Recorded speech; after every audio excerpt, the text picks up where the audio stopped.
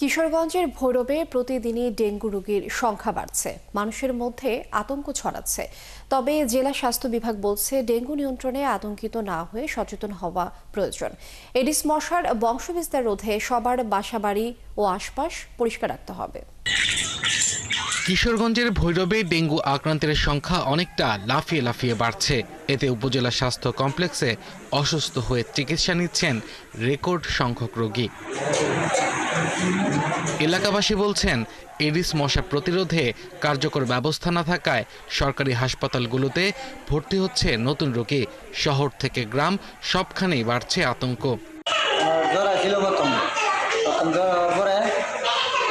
প্রাথমিক চিকিৎসা করছি গ্রাম ডাক্তারের কাছে, তারপরে ভালো হলো দিকে আবার ডাক্তারের কাছে নিয়ে আসি। গরিবে প্রতিনিয়ত ডেঙ্গু ছড়াচ্ছে এবং গরিবে যে ডেঙ্গুলি ছিল নিষ্কাশনের ব্যবস্থা নাই এবং পুরসভাতে বিগত 1 বছর যাবৎ ডেঙ্গু মশা নিধনের কোনো স্প্রেও করে নাই। চিকিৎসকরা জানান, জ্বর, কাশি সহ বিভিন্ন উপসর্গ নিয়ে হাসপাতালে আসছে মানুষ। এর মধ্য থেকেই রক্ত পরীক্ষায় চিহ্নিত হচ্ছে ডেঙ্গু আক্রান্ত ব্যক্তি। অগাস্ট মাসের হিসেবে আমরা টোটাল 58 জন রোগী ভর্তি করেছি।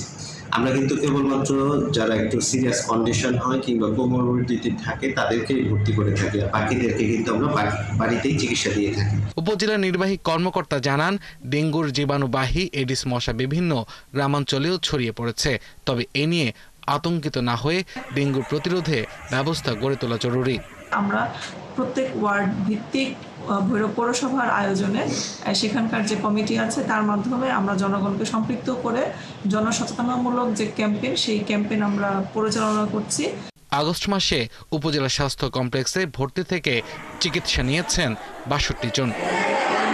আব্দুল আল মামুন, 71। ভৈরবে ডেঙ্গুর আরো খবর জানাতে আমাদের সাথে এই মুহূর্তে যুক্ত হচ্ছেন সহকর্মী আলামিন টিটু। টিটু, প্রতিবেদনে আমরা যেমনটি দেখেছি, প্রতিদিনই ডেঙ্গু রোগীর সংখ্যা বাড়ছে। নতুন করে আর কতজন আক্রান্ত হলো সেই বিষয়টি জানাবেন এবং চিকিৎসা ব্যবস্থা কেমন দেখছেন, আর মশা নিধনে প্রশাসনের কোনো কার্যক্রম রয়েছে কিনা? ধন্যবাদ আপনাকে। আপনি যেমনটি বলছিলেন যে কিশোরগঞ্জের ভৈরবে ডেঙ্গু কিন্তু ছড়িয়ে পড়ছে গ্রাম থেকে শহরে। এছাড়াও আমরা যেমনটি জানি, গত মাসে হাবিবুর রহমান নামে একজন ব্যবসায়ীর মৃত্যু হয়েছে ডেঙ্গু আক্রান্ত হয়ে।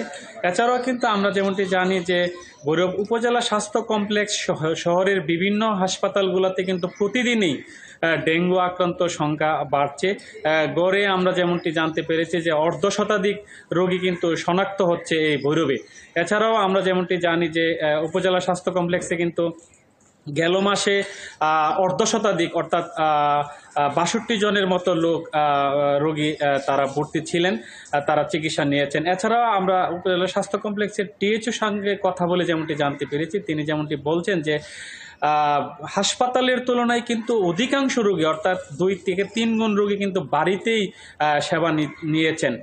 ফলে কিন্তু ভৈরবে আমরা যেমনটি স্থানীয়দের সঙ্গে কথা বলে জানতে পেরেছি, ডেঙ্গু প্রতিরোধে প্রশাসনের তেমন চোখে পড়ার মতো কার্যক্রম কিন্তু হচ্ছে না বলে জানিয়েছেন তারা। এছাড়াও ডেঙ্গুতে আতঙ্কিত হয়ে পড়েছে অনেকটা লোকজন, তারা এমনটাই জানিয়েছেন।